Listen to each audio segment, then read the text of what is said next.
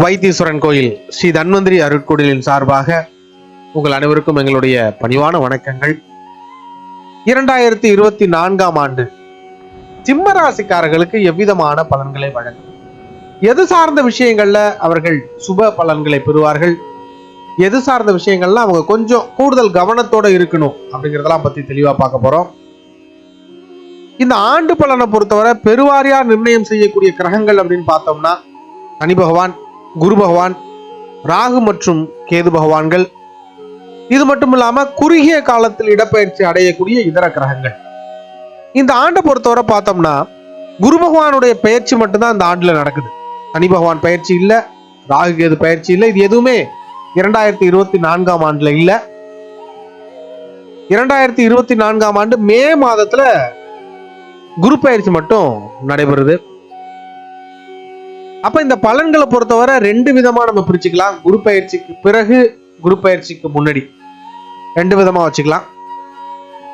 அந்த அடிப்படையில் பார்க்கும் பொழுது இந்த ஆண்டை பொறுத்தவரை சிம்ம ராசிக்காரர்களுக்கு 2ஆம் இடத்துல கேது பகவான் அமர்ந்திருக்கிறாரு, 8ஆம் இடத்துல ராகு பகவான் அமர்ந்திருக்கிறாரு, 9இல் குரு இருக்கிறாரு, 7ஆம் இடத்தில் சனி பகவான் இருக்கு. இந்த 9ஆம் இடத்தில் இருக்கக்கூடிய குரு ஒரு நல்ல பலனை கொடுக்கக்கூடிய குரு. மே 2024 வரைக்கும் அவர் அங்க இருக்கிறார். அதற்கு பிறகு இடப்பயிற்சி அடைந்து ரிஷபராசிக்கு போறாரு. அது 10ஆம் இடம் சிம்மராசிக்காரர்களுக்கு. அப்ப இந்த 9ஆம் இடத்துல இருக்கக்கூடிய காலம் வரைக்கும் ஒரு சில நல்ல பலன்களை கொடுக்கக்கூடியவராக இருக்கிறார். அதாவது இந்த ஆண்டினுடைய முதல் பகுதியில குரு பகவான் நற்பலன்களை கொடுக்கக்கூடியவராக இருக்கிறார். ஒரு சில விஷயங்கள்ல நற்பலன்களை கொடுக்கக்கூடியவராக இருக்கிறார். அதாவது எந்த சூழலையும் தன வரவை தடுக்கக்கூடிய குருவாக அவர் இல்லை. ஆனா அவரே பாதகாதிபதியா போற பட்சத்துல அவர் சிற்சில உடல் தொல்லைகளை தரக்கூடியவராக இருக்கிறார். அதிகப்படியான டென்ஷனை கொடுப்பார். வேலைப்பளு அதிகமாகி அதனால வரக்கூடிய டென்ஷன், பணியிடத்துல இருக்கக்கூடிய சக மனிதர்களால் வரக்கூடிய டென்ஷன், உயர் அதிகாரிகளால் வரக்கூடிய தேவையில்லாத பிரச்சனை, இதெல்லாம் கொஞ்சம் டென்ஷனாவே வச்சிருப்பார் 9ஆம் இடத்துல இருக்கக்கூடிய குரு பகவான். தொழில எந்த விதமான மாற்றத்தையும் அவர் கொடுக்கிற மாதிரி இல்லை. மே 24 வரை எந்த விதமான பாதிப்பும் தொழிலுக்கு இருக்காது.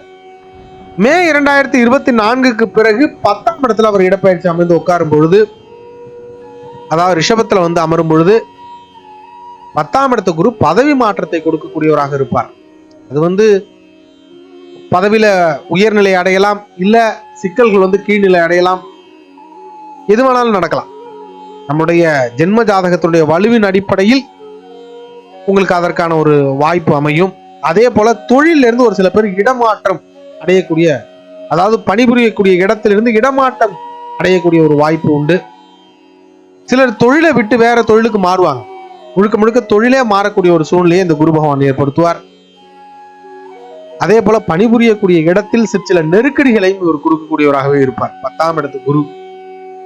நீங்க ஏற்கனவே இருந்து வந்த பதவியில இருந்து உங்களை மாற்றம் செய்யக்கூடிய ஒரு பணியை இந்த குரு பகவான் செய்வார். அது நல்ல மாற்றமாக இருக்கலாம், அல்லது அந்த மாற்றம் உங்களுக்கு பிடிக்காம கூட இருக்கலாம். ஆனா அந்த மாற்றத்தை இவர் நிகழ்த்தியே தீர்வார். நம்மளுடைய ஜென்ம ஜாதகத்துல இருக்கக்கூடிய வலுவை பொறுத்து அது நல்ல மாற்றமா இல்ல உங்களுக்கு ஒரு நெருக்கடியான மாற்றமா அப்படிங்கிறது அமையும். ஃபாரின் சார்ந்து முயற்சி எடுக்கக்கூடியவர்கள், அதர் ஸ்டேட் போறதுக்காக முயற்சி எடுக்கக்கூடியவர்களுக்குலாம் இது ஒரு அற்புதமான நேரம். ஃபாரின் போயிடலாம், வாய்ப்பு கிடைச்சிரும், கிளம்பிடலாம். ஆனா அங்க போய் பெருவாரியா பணம் சம்பாதிக்க முடியுமா அப்படின்னா அதுதான் சிக்கல். நீங்க எதிர்பார்த்த மாதிரி ஒரு பெருவாரியான ஒரு வருமானம் அப்படிங்கிறது உங்களுக்கு அங்க அமையாது. பல்வேறு வருமான தடைகள் இருக்கும், கொஞ்சம் பணியினால் நெருக்கடி அப்படிங்கிறது இருக்கும். 2ஆம் இடத்துக்கு கேது உங்களுக்கு வந்து அனுப்பிச்சு விட்டுருவார். ஆனா பொருளாதாரம் சார்ந்து அவர் சில சிக்கல்களை கொடுப்பார். அதனால அந்நிய நாடு சார்ந்த விஷயங்கள்ல லாபம் அப்படிங்கிறது குறைவு, ஆனா அதற்கான வாய்ப்புகள் தெளிவாகவே அமையும். அடுத்தபடி அந்த 2ஆம் இடத்துல இருக்கக்கூடிய கேது, 7ஆம் இடத்துல இருக்கக்கூடிய சனி குடும்பம் சார்ந்து எந்த மாதிரியான பலன்களை வழங்குவார் அப்படின்னு பார்த்தோம்னா, கணவன் மனைவிக்கு சின்ன சின்ன கருத்து வேறுபாடுகள் ஏற்படக்கூடிய வாய்ப்பு உண்டு.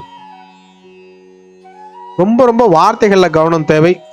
ஏன்னா நீங்க சாதாரணமா பேசக்கூடிய வார்த்தை கூட சில நேரங்கள் உங்களுடைய கட்டுப்பாட்டை இழந்து வார்த்தைகளை தவறுதலா பயன்படுத்துவீங்க. கடைசியில தவறு உங்க பக்கம் இருக்கிற மாதிரி ஆயிடும். அதனால வார்த்தைகள்ல ரொம்ப ரொம்ப கவனம் தேவை. அதே போல தேவையில்லாம வாக்குறுதிகளை கொடுக்கறது, இதை நான் பண்ணி தந்துடுறேன், அதை நான் பண்ணி தந்துடுறேங்கிற மாதிரியான வாக்குறுதிகள்லாம் ரொம்பவே தவிர்த்துக்கிறது நல்லது. இந்த 2ஆம் இடத்தில் இருக்கக்கூடிய கேது வருமானத்தை கொடுப்பாரு, ஆனா சேமிக்கிறதுக்கான வாய்ப்புகளை கொடுக்க மாட்டார். சேமிச்சு வைக்க முடியாது, வரும், வேற ஏதாவது செலவுகள் இருந்துகிட்டே இருக்கும். குடும்பத்தினர்களை கொஞ்சம் அனுசரிச்சு போறது அப்படிங்கிறது இந்த காலகட்டத்தில் ரொம்ப தேவையான விஷயம். சிலருக்கு குடும்பத்தை விட்டு பிரிந்து தூரத்தில் போய் பணிபுரியக்கூடிய ஒரு அமைப்பு அமையலாம். திருமணத்தை பொறுத்தவரை பார்த்துக்கிட்டோம்னா தோஷங்கள் சார்ந்து திருமண தடை இதுவரைக்கும் யாருக்கெல்லாம் இருந்துச்சோ அவங்களுக்கெல்லாம் தோஷ பரிகாரங்களுக்கான வாய்ப்பு அமைந்து திருமணத்திற்கான வாய்ப்பு அமையும். ஆனா ரொம்ப முக்கியமான விஷயம், திருமணங்களில் சில நெருக்கடிகள், சில சிக்கல்கள் இருக்கக்கூடிய வாய்ப்பு உண்டு. அதனால அதுலலாம் கொஞ்சம் கவனமா இருக்கணும். இந்த காதல் திருமணத்தை பொறுத்தவரை, அதுவும் இன்டர் காஸ்ட் திருமணத்தை பொறுத்தவரை இந்த காலகட்டத்தில் நடக்கக்கூடிய வாய்ப்பு உண்டு. எப்படின்னா பல்வேறு சிக்கல்களோடு அந்த சிக்கல்கள் தீர்ந்து திருமணம் அமையக்கூடிய ஒரு வாய்ப்பு அமையும். அதனால அதுல கொஞ்சம் கவனத்தோட அதை கையாளணும். தந்தையோட உடல் நலனை பொறுத்தவரை சில தொல்லைகள் உண்டு. அவங்க உடல் நலன்ல கொஞ்சம் அக்கறை தேவை. அதே போல பங்காளிகளோட சின்ன சின்ன கருத்து வேறுபாடுகள் ஏற்படக்கூடிய வாய்ப்பு உண்டு. சொத்து சார்ந்த சில சிக்கல்கள்லாம் இருந்துச்சு அப்படின்னா அது உங்களுடைய உறவுகள்ல சின்ன சின்ன பாய்களை ஏற்படுத்தக்கூடிய ஒரு வாய்ப்பு உண்டு. அதுல கொஞ்சம் கவனமா இருந்துக்கணும். வாழ்க்கை துணையினுடைய உடல் நலனில் சின்ன சின்ன தொல்லைகள் ஏற்படக்கூடிய வாய்ப்பு உண்டு. இதுவும் குறிப்பா வாயு சம்பந்தமான தொல்லைகள் அப்படிங்கிறது அவங்களுக்கு ஏற்படக்கூடிய ஒரு வாய்ப்பு உண்டு. எலும்பு சம்பந்தமான பிரச்சனைகள் ஏற்படக்கூடிய வாய்ப்பு உண்டு. இது ரெண்டுத்திலுமே கவனமா இருக்கணும்.